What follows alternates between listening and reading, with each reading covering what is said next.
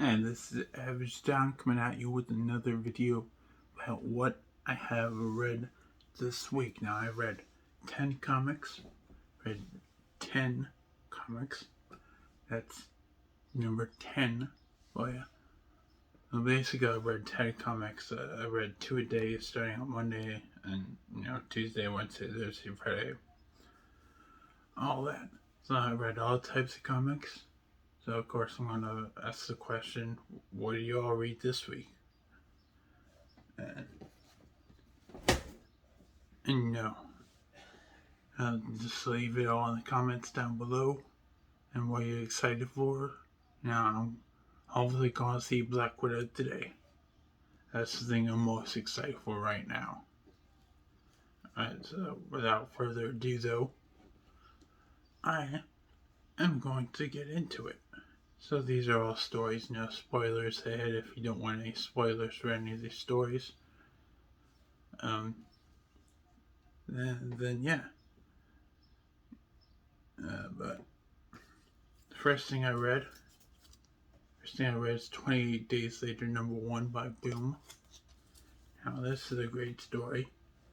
I'm going to say that about every story, but this is also a great story. It's in a butcher refugee camp in Norway. There lives this girl. She's a survivor. I got my script over there. You can probably see the blue in my eyes. But yeah. Anyway, back to the thing. In the butcher refugee camp in Norway, there lives this girl. A survivor she is, named Selena. She went through hell to get there.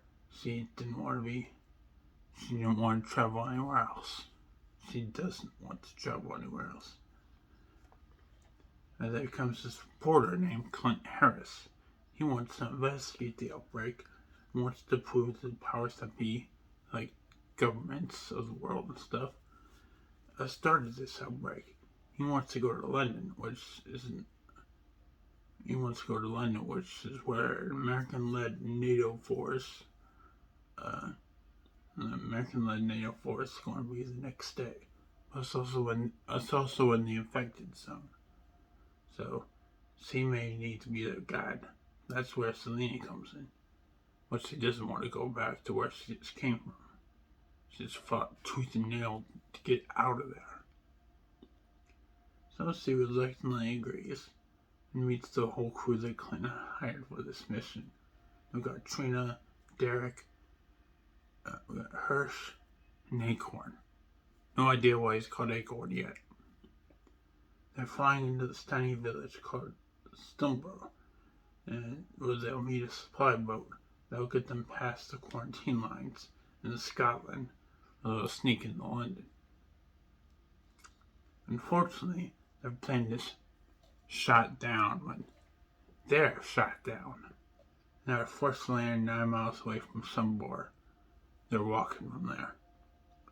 But it turns out that the infection has spread further than they realize because they weren't infected where they're not supposed to be. And that's the end of 28 Days Later, #1. Boom. Alright, next up we got a very special comic. We have The Boys #1 by Dynamite. It was made in 2021. So if you guys have watched the show, you'll know this comic is pretty much the origin story of episode 1. The show's great. If you want to watch this on Amazon Prime. But basically we meet this couple, Huey Campbell and Raven. They're just strolling around on the walk when all of a sudden this speedster speeds through Raven, a speedster called A-Train. And ran right through her, just completely decimating her. Huey doesn't know what to do. Of course, the government wants him to sign a compensation contract, to pay him. What that means, the government, pays him, but he can't say anything about the incident. Of course, he agrees, he signs. We then go to Billy Butcher, Billy Butcher, who hates soups or superheroes, and wants to get the boys, our secret team, keeps superheroes in check and wants to get the boys back together. And then you remember, of course, who he just opened up. And that's the end of that story. Short stories. Alright, next up we got another special comic. We have Venom number 33 by Marvel. This is made also in 2021. Put it right there. So a new baddie arrives. Null, king of the symbiotes. Of course, Venom challenged him. But when he does, he's thrown over the edge. Thrown like onto a taxi cab or something. So Eddie dies. So his physical body dies. His soul lives on. So he reaches into, and his soul flies to the body of someone else. Now he meets this man. He runs this man called Rex Strickland, who is guiding his soul through the hive. A mass grave for superheroes, where a lot of superheroes are like stuck to the wall or whatever. They're trying to find Flash Thompson or Agent Venom. The only other man who's had the Venom symbiote. And they're trying to find them. And they're also trying to find Eddie Brock's son, Dylan. Because Dylan and Mr. Fantastic are actually facing Null right now. They're fighting him. And they finally find Flash Thompson. He says to Eddie Brock, who feels like he can't do anything, and "You're Venom. You're a hero." Flash then sacrifices himself to free all the trapped heroes and downloads the codex into one of them. Rick Strickland then stabs Eddie Brock. He betrays him. And that ends that story. Now next, we have Amethyst, Princess of Gemworld by DC. This made in 1986. And basically, it's like there's this destructive force in Gemworld. Right, the Lords of Chaos are wreaking havoc on everything. And the princess has disappeared. Where has she gone? Well, she went through an interdimensional portal that leads to Earth. She transforms into this 13-year-old girl named Amy Winston. She has parents and a friend named Emmy. Something is wrong, though. Amy's mother doesn't recognize her and Emmy. In fact, she thinks that Emmy is her daughter. How does this happen?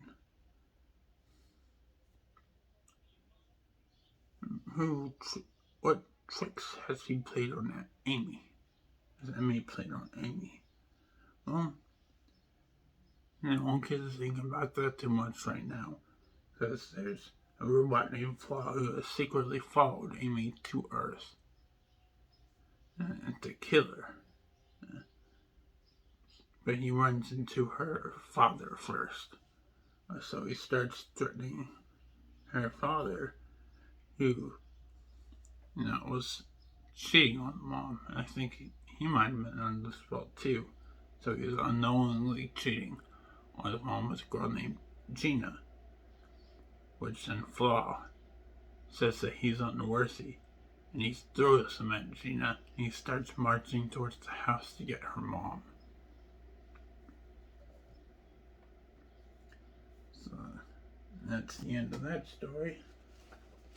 Alright, next we have Animal Man number 44. It's also by DC. It was made in 1992. And basically, there's a mysterious girl named Taboo who wears an animal mask.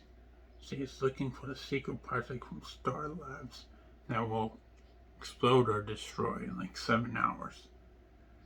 He runs to this man called the Animal Man, and they fight. Taboo is unmasked and is actually a female called Vixen. So it then cuts to New York, where Alan Baker, our Animal Man's wife, was applying for a job at Wonderful Publishing Company, a popular publisher of children's literature.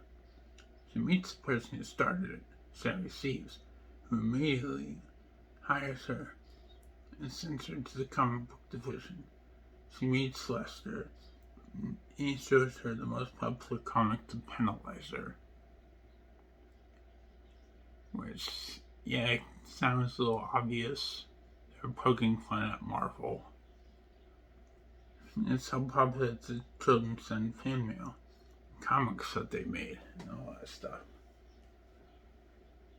So that's the end of that. Next, we have Batman number 63, volume 3. That was made in 2019. It's made by DC.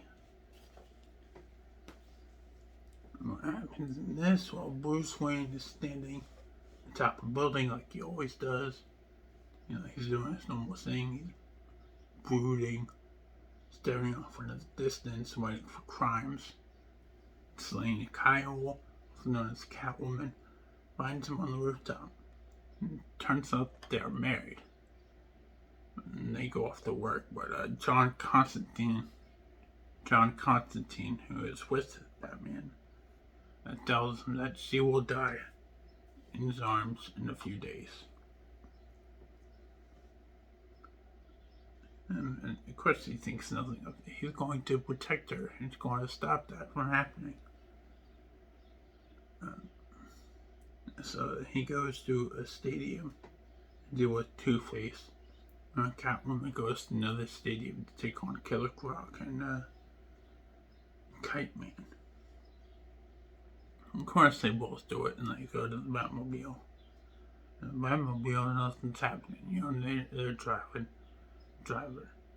And Catwoman gets shot by a sniper. Batman goes back to the Finger Tower and holds her in his arms. John Constantine was right. Why did it have to be right?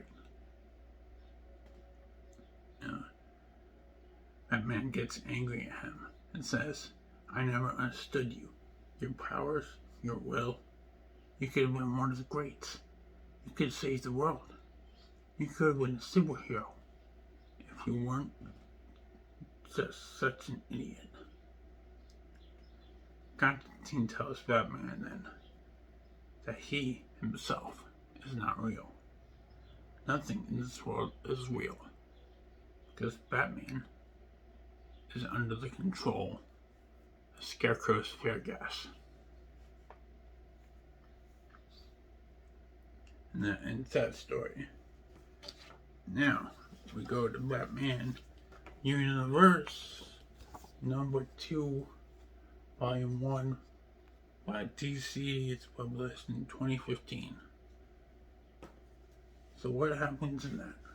Well, the Riddler does his thing. He riddles. So the first riddle is: the man who invented it doesn't want it. The man who bought it doesn't need it.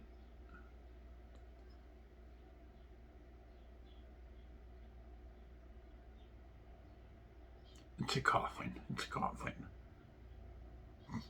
And Batman and Green Arrow are after the buyer of this mysterious egg that the Riddler has in his hands.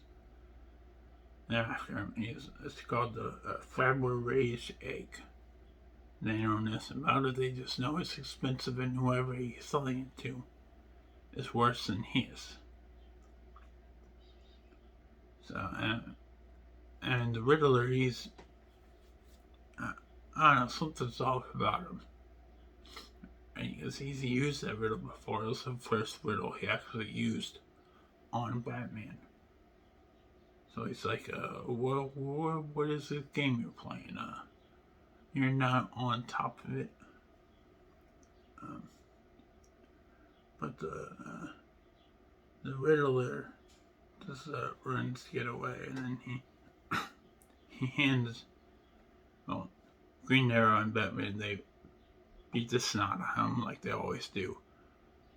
Yeah, Riddler's defeated when he hands a Green Arrow box. And Green Arrow's just like, and Green Arrow, he opens the box and reads the note. And the note says, riddle me this. What do you think, I'm stupid? And a mind-controlling neurotoxin sprays from the box in Green Arrow's eyes, and Green Arrow and Batman, they fight for a bit. Of course, it wears off. They found that Riddler has escaped. He's run away. So where does he go? Well, Batman falls into Gorilla City. That's not where Gorilla Grodd lives, unfortunately. But they go to Gorilla City, a city where intelligent gorillas live. Of course, they got intelligent because a meteorite smashed down around them. And Batman talks to King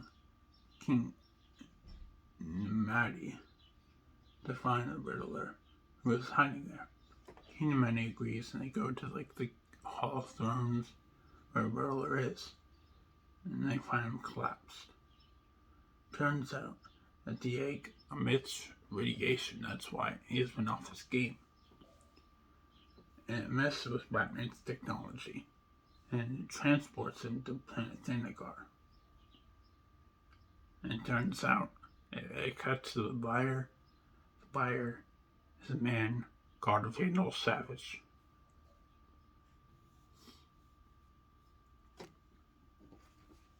Now, next up, we have Batman. Batman number 93, volume 3, published by DC in 2020. And this also got Journey to Joker War and Their Dark Designs Part 8.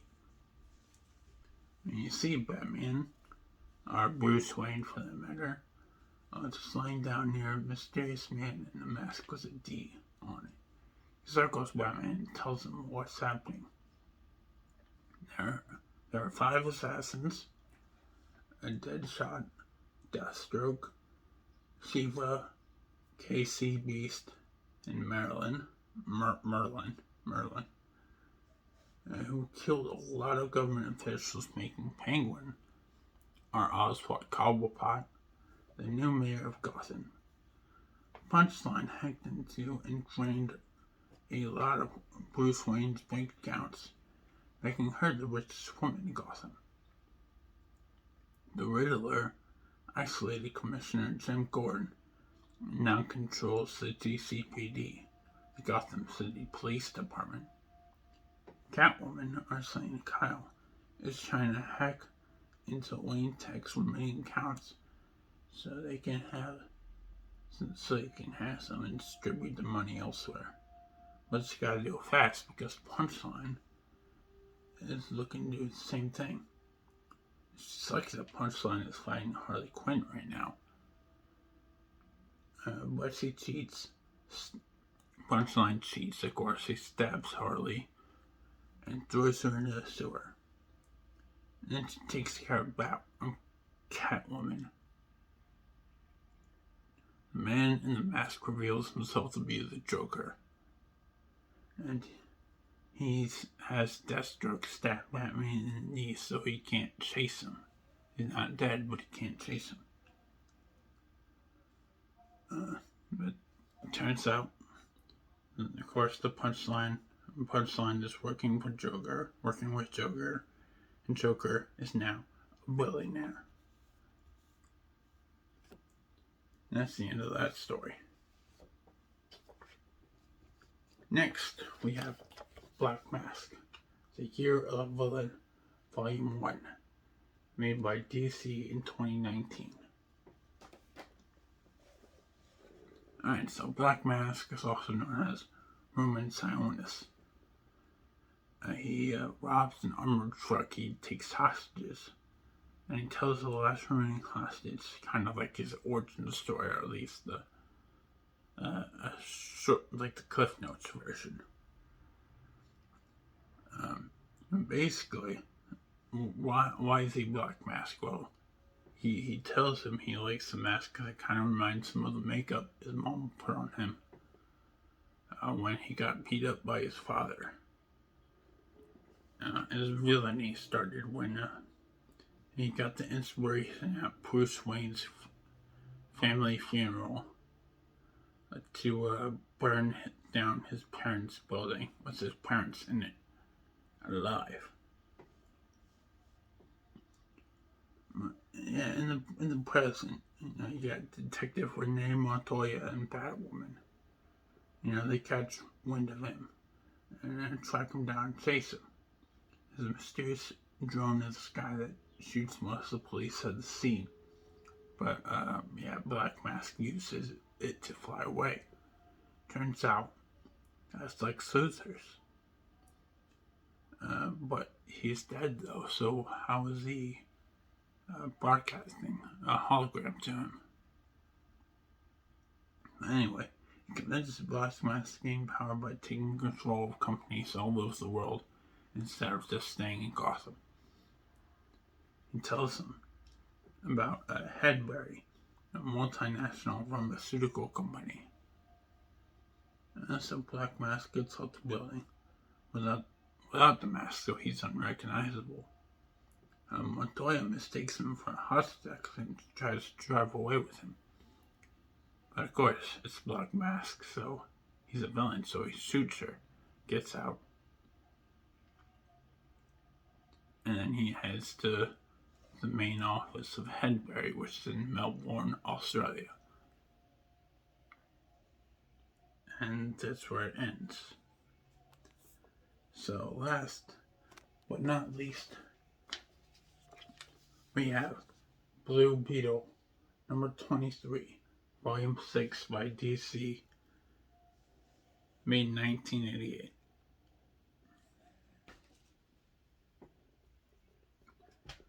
So, now you got this gang of people. You got ruffians called the Madmen, who are searching this research facility in Chicago. They're searching for something. We don't know. Well, the Blue Beetle is there to stop them. And that he does. He fights them. Now they're taken down easily. But not before Fleeter, the leader, scratches him. It's just a flesh wound. He proceeds with his day. Almost gets arrested with the Madmen, but he's let free by this detective named Maxwell P. Fisher. And of course, the Madmen are like, "Oh, you'll never see me again. You haven't seen The Last of Us." But the Blue Beetle escapes the scene using his handy-dandy Blue Beetle's vehicle, which can transform into any vehicle he needs, from a car to a plane to a submarine. In fact, he uses that sub to go into Lake Michigan, which hides the Blue Beetle's lair. It's right underneath Cord Industries. And it turns out he's Dead Cord. That's his other thing. He's the CEO of Cord Industries, or Cord Inc. He makes it to his office, but something's not right, because he sees Madmen. Sees them everywhere. Something's not right. He destroyed the Madmen why is he still seeing them? You know? Turns out that scratch that he had was filled with like a neurotoxin that causes hallucinations. So he's not. So there's not actually madmen, but he's seeing them. So then goes the pleader who's in Cook County Jail. And beats him up for the antidote. He gets it and then returns to his office where he finds his dad. And his dad wants the company back. Yep. So, that's it. What do you guys think? Like I said, what new comics have you guys read? What new shows have you guys seen? Tomorrow I'm going to be tackling America, the motion picture, which just came out on Netflix not too long ago. But yeah, that's my plans. I'm sorry I drawn off a little bit. But that's my plans for tomorrow. Do you guys have any suggestions for me to read? I read anything. There hasn't been something I haven't read that I haven't enjoyed. There hasn't been something that I haven't enjoyed. I don't know how to word that. But I read anything. I like everything. So you can either post it in the comments below, or you can go to any of my social medias. You can go to my Instagram, which is at TRIPL3XXX Mayhem.